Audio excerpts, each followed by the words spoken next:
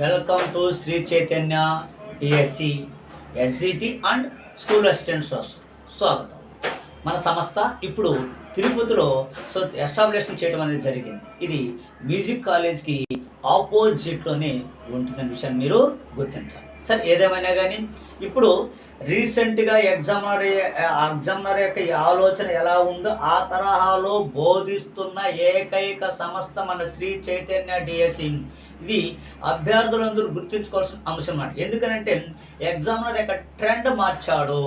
ఇంకా మనకు ట్రెండ్లో డైరెక్ట్ ప్రశ్నలు అనేది మనకు కనబడవు. కనుక ప్రతిరోజు క్లాస్ జరుగుతుంది.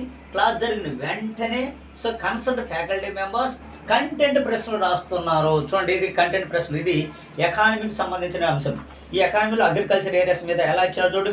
భారతదేశంలో కమతాల వర్గీకరణకు సంబంధించి ఈ క్రింది వానిలో సరైనటువంటి జత అంటే రైట్. ఓకేనా? రైట్. సో అదేవిధంగా మనకు జతపరచమన్నాడు. నెక్స్ట్ మనకి 2010-2011 సంవత్సరంలో భారతదేశంలో సాగు అవుతున్న భూమి విస్తీర్ణం ఎన్ని హెక్టార్లు ఉన్నది, దానికి సంబంధించిన అంశం. మళ్ళీ చూడు, జతపరచు. ఇలాంటి ప్రశ్నలతో వస్తున్నటువంటి సంస్థ అన్నమాట. అంటే మొత్తం ఒక టాపిక్ మీద మనం తీసుకుంటే ఇది భూకమతాలు, దాన్ని మనం భూ సమీకరణ అంటాం. రైట్ అవుతుందా?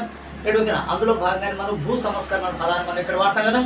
దానికి సంబంధించినటువంటి మొత్తం ప్రశ్నలు ఈ 2 పేపర్లను పొందుపరచడం జరిగిందన్నమాట. ఇది మన అనుభవం కలిగినటువంటి ఫ్యాకల్టీ మెంబర్స్. ఇది నా పేపరే, ఎకానమీ, నేనే డీల్ చేస్తున్నాను. అదేవిధంగా మా కో డైరెక్టర్ అనేటువంటి Murali sir, the legend faculty in geography, and then 15 years అనుభవం కలిగినటువంటి faculty members and then directors also. So geography ఓరియంటెడ్లో జరిగేటటువంటి టెస్ట్, డైలీ టెస్ట్ ఎలా ఉందో చూడండి. మొత్తం కూడా ఎలా ఉంటుందంటే జతపరచము, సరైనది ఏది, సరికానిదేది, ఇలాంటి తరహాలో వస్తున్నటువంటి మన సంస్థ అన్నమాట. నేనేమంటున్నాను, ఈ నీటి భవిష్యత్ నోటిఫికేషన్ ప్రతి సంవత్సరము నోటిఫికేషన్ ఇస్తున్నారు. ఇది సువర్ణ అవకాశం. ఒక అంశం, పోటీతత్వం కూడా అధికంగా ఉంది. అభ్యర్థులకు నేను ఒకటే చెప్తున్నాను, మంచి ఇన్స్టిట్యూట్ సెలెక్ట్ చేసుకున్న దగ్గర, మంచి ఫ్యాకల్టీ ఉన్న దగ్గర మీరు సెలెక్ట్ చేసుకున్న దగ్గర మీరు మీ యొక్క విజయం అనేది 50% మీకు కన్ఫర్మ్ అయినట్టే.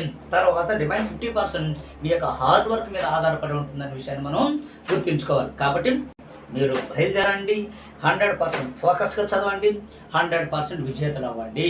ఓకేనా? Thank you.